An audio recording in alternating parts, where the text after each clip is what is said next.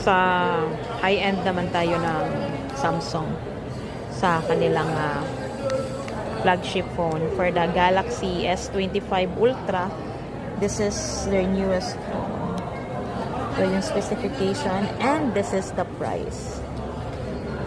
Depende sa kanilang RAM at ROM. May 93,990. 84,990 naman ang 12 gigabytes na RAM. So for the Galaxy S25 Plus, this is the specification and this is the price. Depende sa RAM at sa ROM.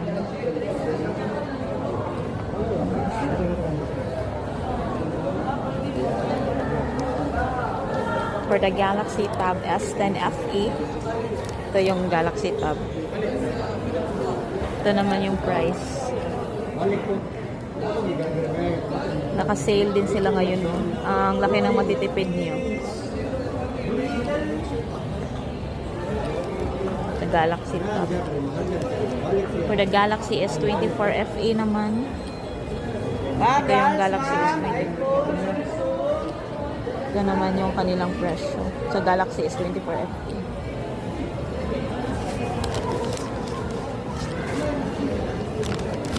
For the Galaxy A56 5G, ito naman yung price.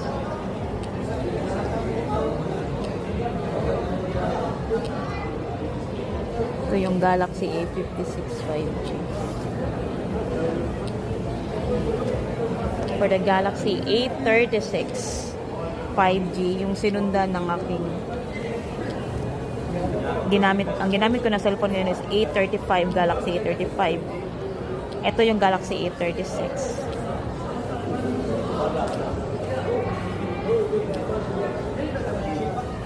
For the Galaxy A26, ito naman yung price.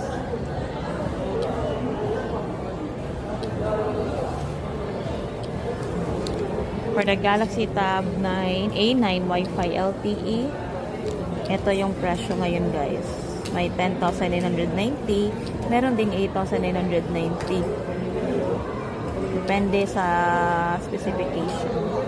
So that's it for Samsung Galaxy series. Thank you for watching.